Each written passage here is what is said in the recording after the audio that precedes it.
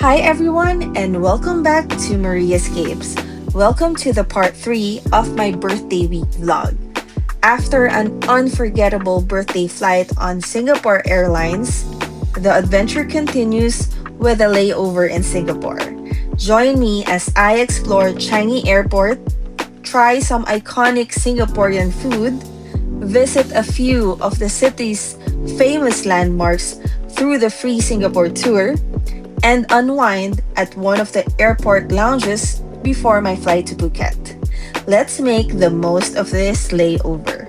Let's go! Meron po akong napulot na bata. Gutom na gutom siya. So, naawa ako. So, pinakain ko siya. Nakita ko siya nag-iikot. Tapos, hindi niya alam kung anong gagawin niya. Tapos, mukhang uhaw na siya. Tinanong ko lang, tunay ka ba? Tapos, sabi ko, saan ka pupunta? Alam mo ba yung pupuntahan mo?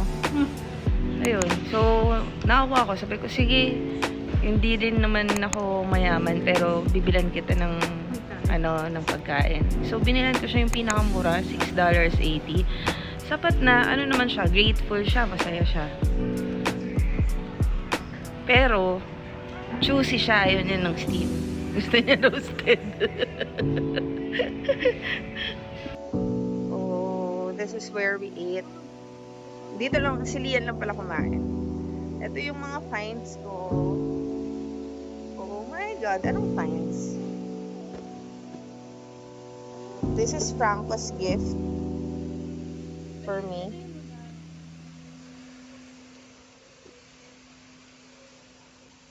Bakit do not open?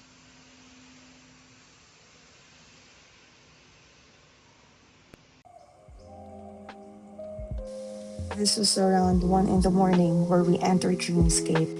This is an immersive indoor garden where nature and technology merge in a magical symphony to delight everyone. There's also a digital sky that also features an immersive light and sound show, which allowed visitors to find themselves in an impossible reality, hence the name Dreamscape. The show actually plays throughout the day at 15-minute intervals.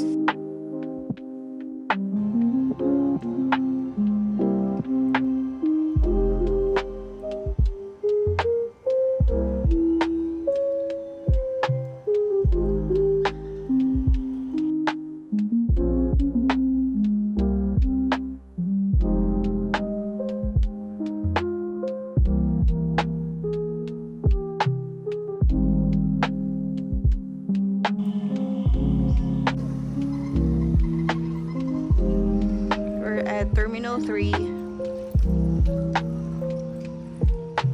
We explored terminals 1, 2, and 3. Even in the early morning, I was surprised that many of the shops were already open. Before our tour, we had breakfast at the airport while waiting for our scheduled free Singapore tour. Heavenly Wang.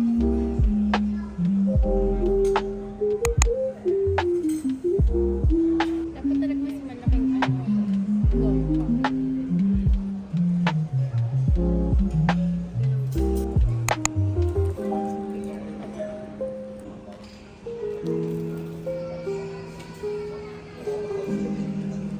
Ano? Sarap yung bread. Oh? Dahil, mas mahilig sa tinapay. Kahit anong bread naman masarap. Pero masarap na. Sarap. May tofu, may yung basta hindi pwede maging vlogger. Egg, fish tofu, tapos fish cake yan. Oh, there's shrimp. Oo. Si vlog.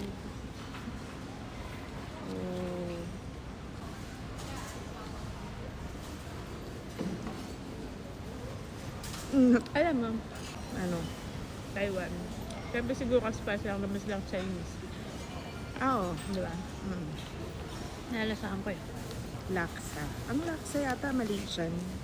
I'm not sure.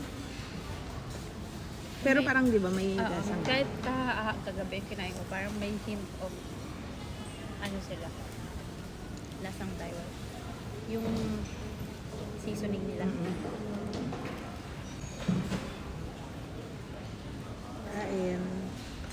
to $7. $7.80.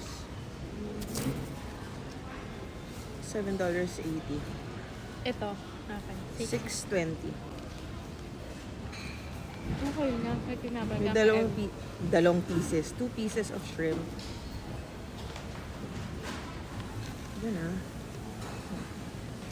Pag isa lang. 300 na to ah. Imaginin mo. Yan 200. Isang Happy Meal na yun eh. Sa Jollibee. Hindi mo naman.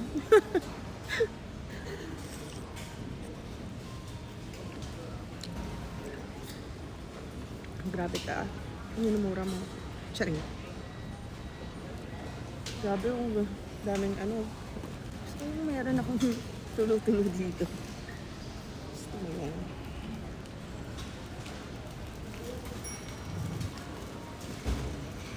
Tapos merong egg na nakalahati na.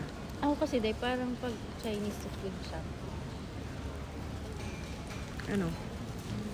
Gusto ko hindi yung authentic na authentic. Pag authentic pa, medyo na Hindi ka pa sanay. Yun na nga eh.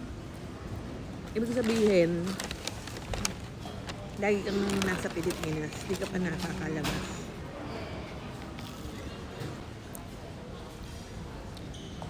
Pangit ko kumain. French. Ay, hindi, Chinese.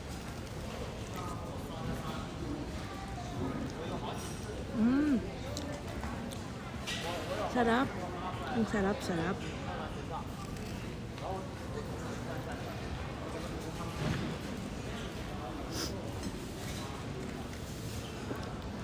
Kumbaga sa Pinas, ito yung pandesal at Oo. Kita yung ano ko. Free Singapore tour.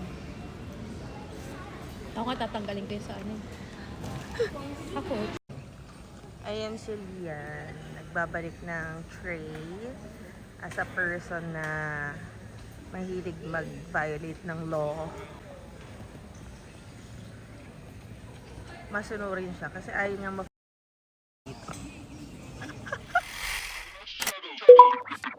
Sipping on my morning blend, staring off to space again, reading between the signs, but I'm caught up in my mind, checking off my daily tasks, running but I don't look back, chasing down anything to keep me in make believe.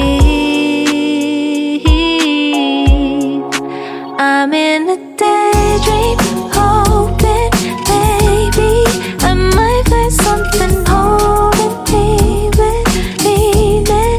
I can't get past the thought that I know what's real. I choose to stay. Hi guys, super hot kami. Ay shit.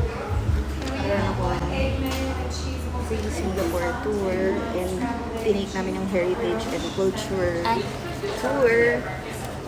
And si Lian, may pinagawa. This is Kaya Toast. Kaya Toast Frappuccino.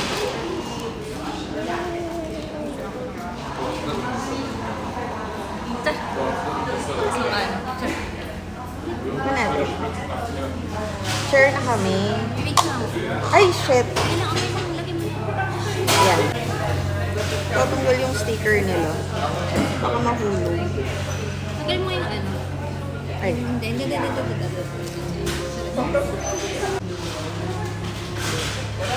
Try natin. Lasang tinapay. Kaya toast. Tinapay. Tinapay na ano, na blinon. Dati nga binili. Kasi nga Singapore eh, kaya toast. Daydream conversations in my head never leave me feeling better. These questions have no end.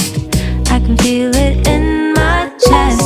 Maybe I should stay pretending. Will that then make more sense? But what if fantasy isn't where I'm meant to be?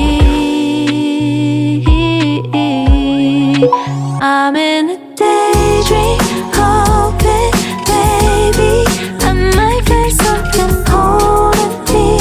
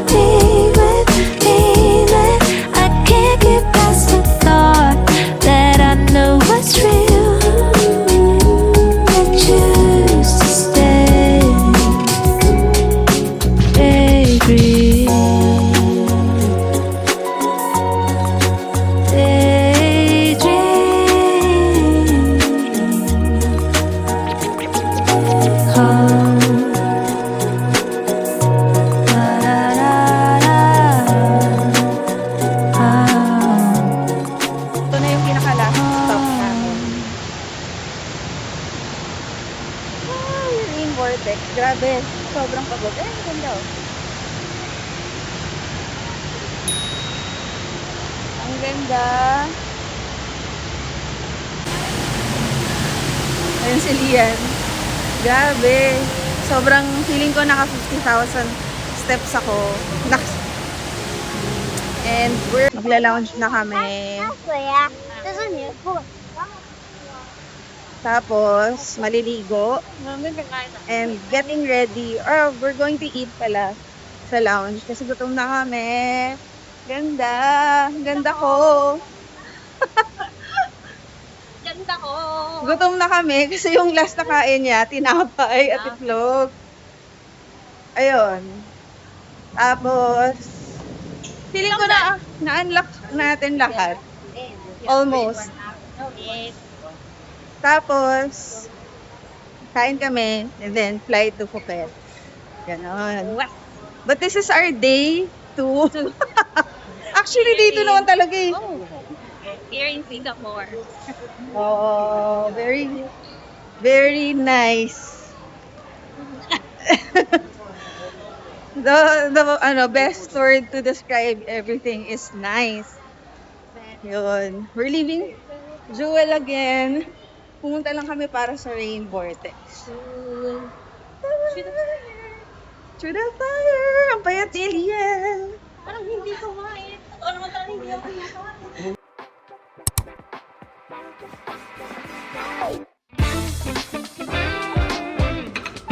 Nasa gutom na person. Nag-request ka na. Akala ko kasi konti. Ang dami namin in-order. Sabi ko, dalawang chicken rice. Guys, ito yung pagkain niya. Dalawang chicken rice. Sa akin, ito lang. Kanya ito. After exploring Singapore, we headed back to Changi Airport to continue our journey. We ended the day by relaxing at the Plaza Premium Lounge in Terminal 1, where we had some time to rest, recharge, and enjoy the lounge facilities before our next flight to Phuket. If you enjoyed this video, please don't forget to like, subscribe, and leave a comment. I'd love to hear your thoughts, and thank you for joining me on this journey. Stay tuned for the part 4 of my birthday week vlog.